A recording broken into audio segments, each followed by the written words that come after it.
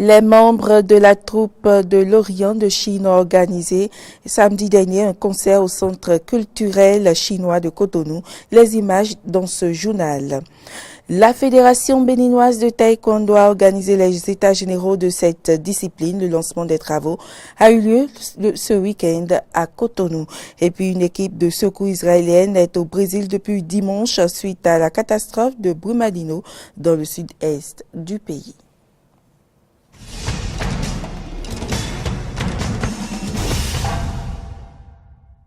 Mesdames, Messieurs, bonjour et merci de prendre ce rendez-vous de l'actualité sur Eden Télévision. Le commandant du service d'intervention rapide des douanes et droits indirects a rencontré vendredi dernier les acteurs intervenant dans le transport des marchandises en direction des pays de l'Interland. Il leur a fait part de sa décision d'appliquer dès ce jour les dispositions du Code des douanes relatives au stationnement des camions sur les packs. Reportage. Plus de stationnement anarchique des camions sur les packs dans les départements de l'Atlantique et du littoral à partir du lundi 28 janvier 2019. Une décision du commandant du service d'intervention rapide des douanes et droits indirects en application du Code des douanes en vigueur au Bénin. L'information a été portée aux différents acteurs de ce secteur au cours d'une réunion tenue ce vendredi 25 janvier 2019. Il s'est révélé même que des camions ont déjà passé plus de 2 semaines. Or, dans la réglementation actuelle, c'est de 12 heures à 96 heures. La distance, la plus longue distance, il faut 96 heures pour aller. Mais déjà, si on vous donne ça, vous prenez les balises et vous allez encore là. Ça fait que vous n'arrivez même pas à respecter le délai. Nous avons vu des camions qui ont été chargés, libérés, depuis le 27 décembre et jusqu'à hier, donc pratiquement un mois, le camion est chargé sans motif valable. Difficilement, nous avons rencontré le chauffeur. Transporteurs, importateurs, transitaires et même conducteurs des gros porteurs présents à cette rencontre ont soulevé les différentes raisons et difficultés qui justifient le retard des camions sur les packs. Par rapport à la voie qui n'est pas du tout bonne, les 96 heures, s'ils peuvent nous voir ça et nous augmenter quelques jours, ça va nous arranger. Ce que je voudrais demander aussi est que notre État doit quand même se pencher sur l'état de nos routes. Parce que demander à un chauffeur de quitter ici sans arrêt pour se retrouver à Malanville, ça lui serait tellement difficile. L'autre problème est que nous transporteurs, nous avons défendu avec tout le monde à nos chauffeurs de ne plus rouler la nuit.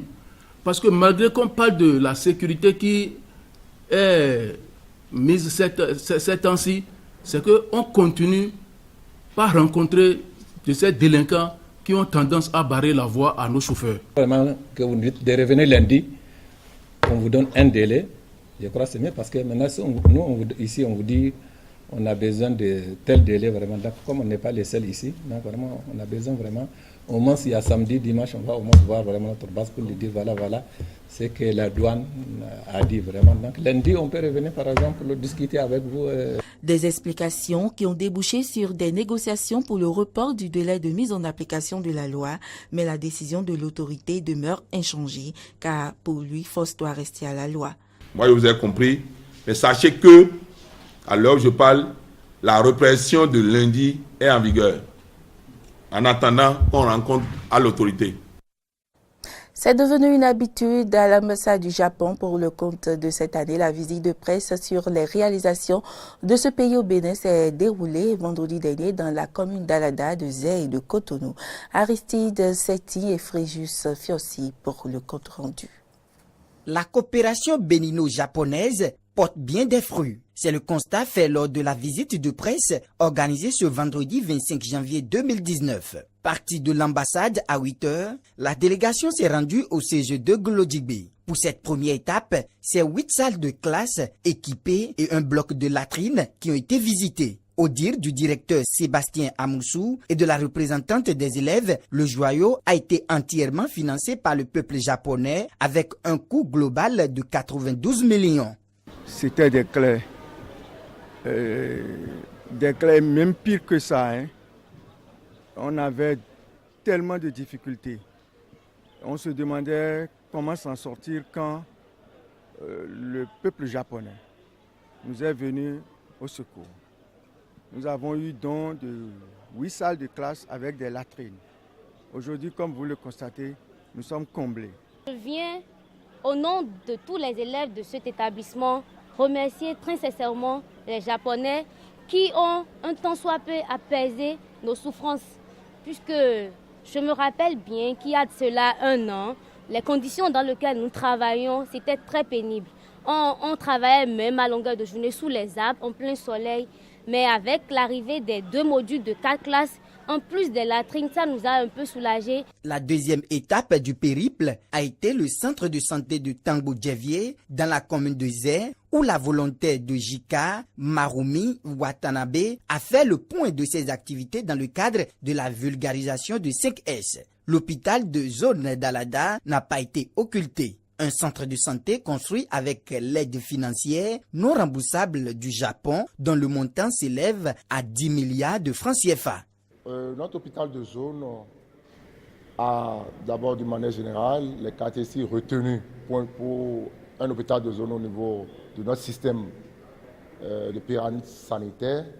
C'est-à-dire, nous sommes la première référence au niveau de la zone où nous disposons de la médecine, de l'urgence, de la pédiatrie, de la maternité. Aux environs de 15 heures, cap a été mis sur l'école d'apprentissage de la langue japonaise Tikeshi Nihongo Gaku. Des salles de cours bien spacieuses et une bibliothèque pour la documentation, toutes équipées de mobilier permettant l'apprentissage, ont été construites dans cette école avec le financement du Japon, dont le montant s'élève à 34 millions de francs CFA dans le cadre de l'aide sous forme de dons aux micro-projets culturels. Au cours de cette tournée de presse, des présentations de la JICA, Japan International Cooperation Agency, ont été faites et l'ancienne stagiaire Amoule Eve a fait le point de ses activités.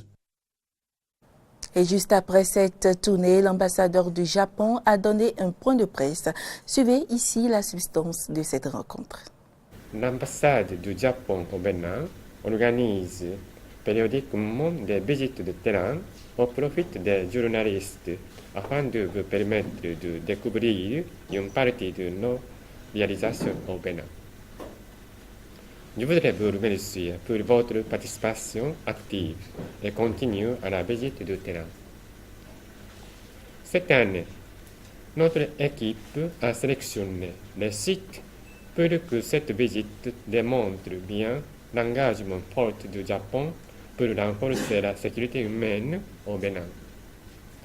En effet, la consolidation de la sécurité humaine se réalise en développant les ressources humaines et également la protection de la population, y compris la félicitation de l'accès aux services médicaux.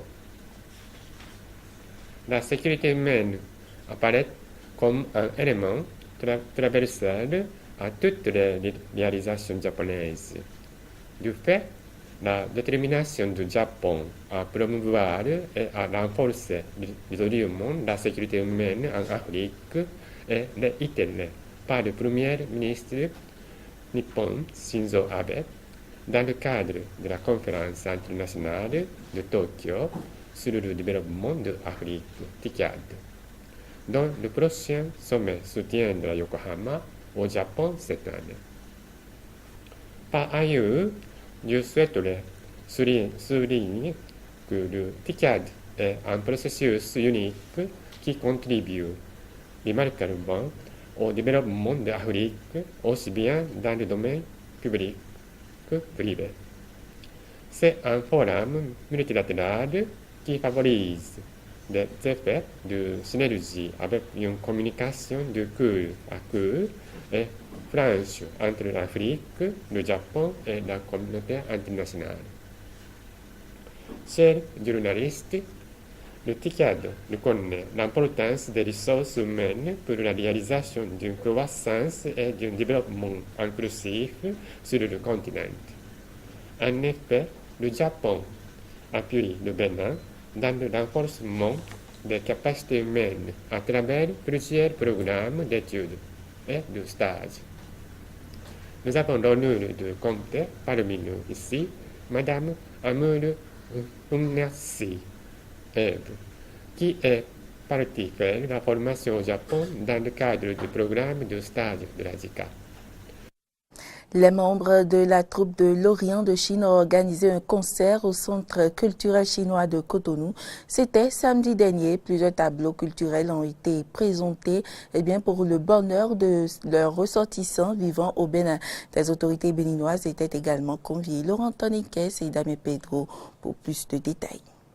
La troupe de l'Orient de Chine était ce samedi en spectacle au Palais des Sports du Stade Général Mathieu Kérékou de Cotonou. Un concert VIP organisé à l'intention des Chinois vivant au Bénin et des autorités béninoises.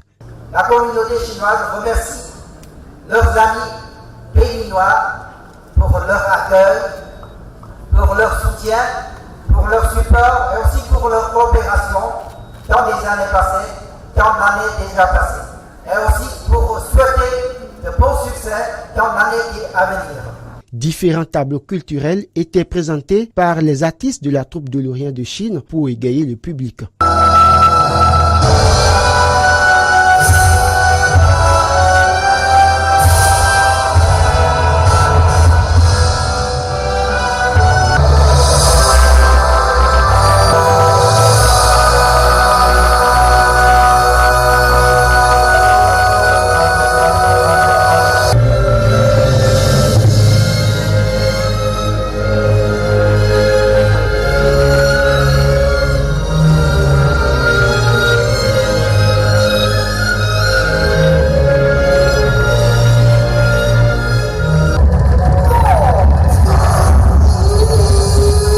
Ce spectacle est organisé en prélude aux nouvelles en chinois, l'année du cochon. Occasion pour Kofi Atede, représentant du ministre du Tourisme, de la Culture et des Sports, de présenter ses vœux aux Chinois. Ce nouvel an chinois est sous le signe du cochon. Et le cochon, selon nos amis chinois, est signe d'abondance. Et c'est pour cela que je souhaite que cette année soit une année bonne, abondante pour le peuple chinois, mais également pour la forte communauté chinoise qui vit et travaille au Bénin. L'ambassadeur de la République populaire de Chine au Bénin a également formulé ses vœux au peuple béninois.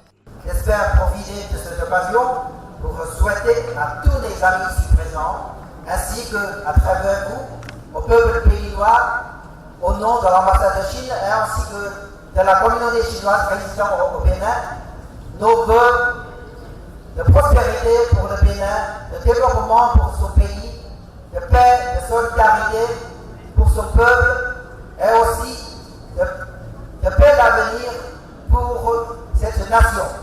Notons que cette soirée spectacle a été marquée par l'interprétation des titres Pata Pata de la sud-africaine Myriam Makeba et Mama Africa de la béninoise Angélique Kidjo.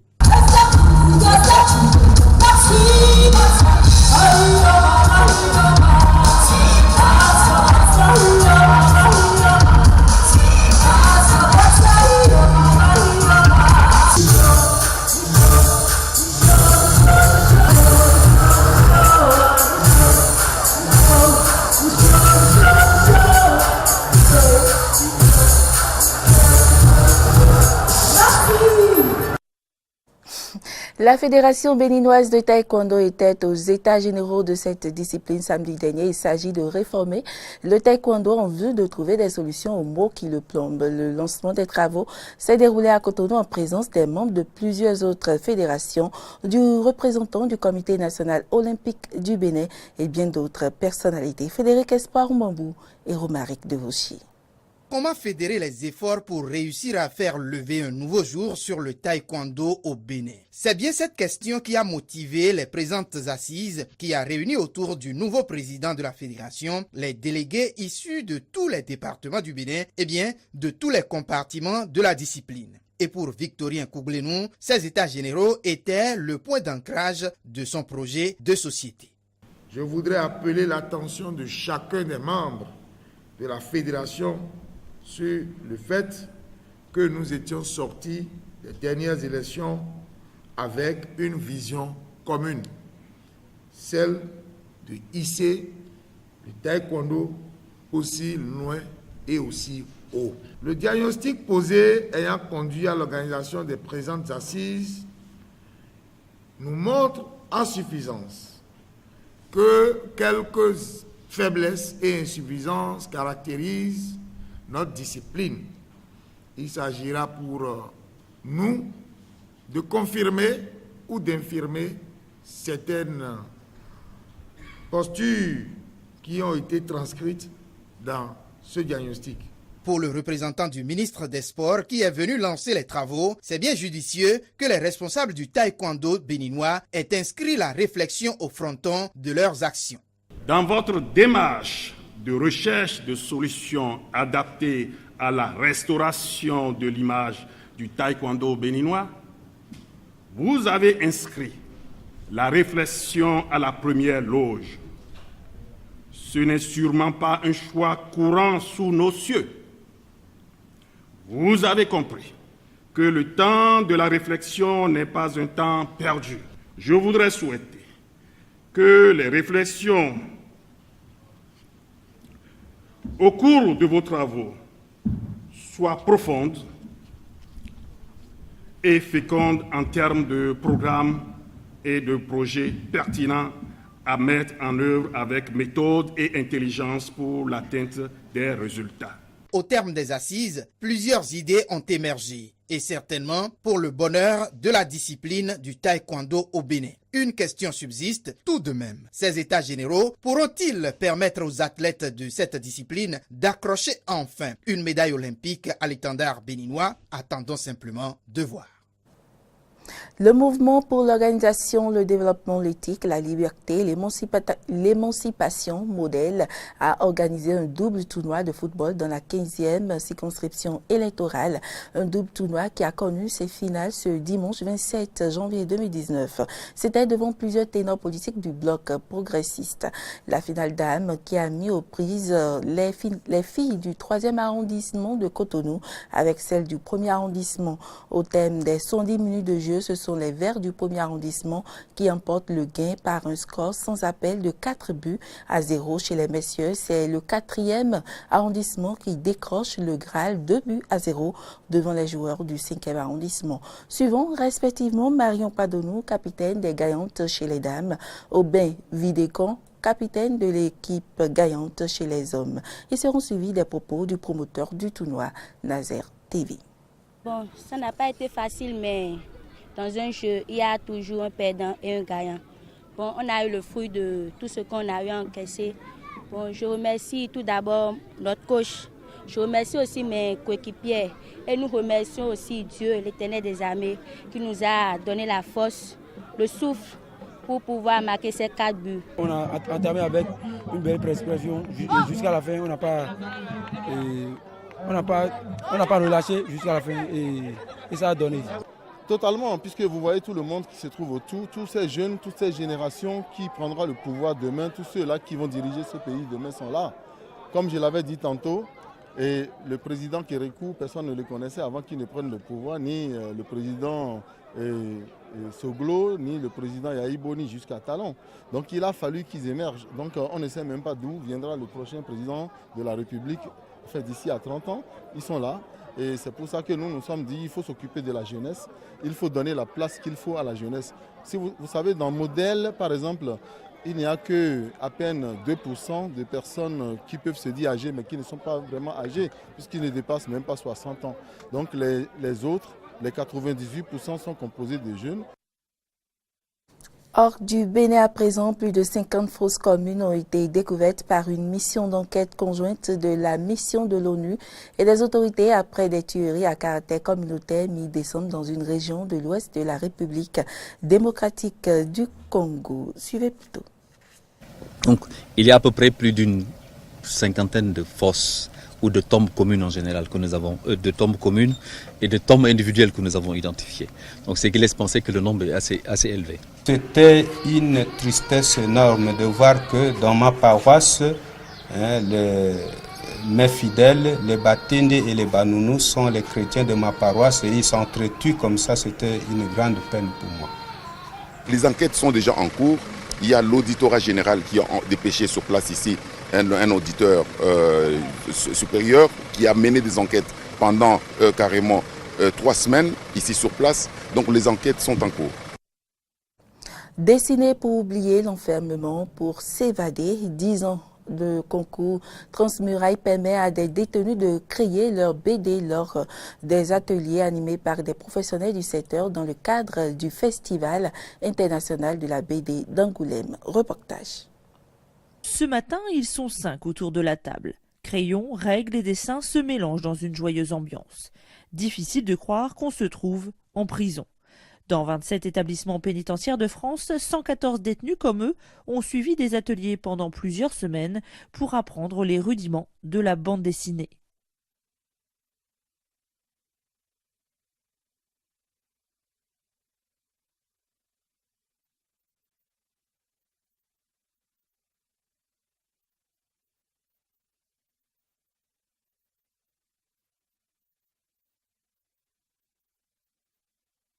À la maison d'arrêt d'Angoulême, c'est Antoine Ozanam, scénariste professionnel, qui anime ces séances de 2 heures.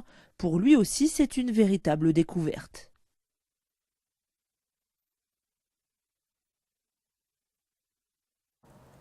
Toutes nos excuses pour cet élément qui n'est pas allé à sa fin. Une équipe de secours israélienne composée de 130 hommes et 16 tonnes de matériel est arrivée dans la soirée de dimanche à Belo Horizonte au Brésil et a commencé ce lundi à participer aux recherches suite à la catastrophe de Brumadinho. Les recherches ont repris après une suspension due à la crainte d'une rupture d'un 2e barrage minier. Mesdames, Messieurs, ce sera tout pour cette édition. Merci pour l'attention et à demain.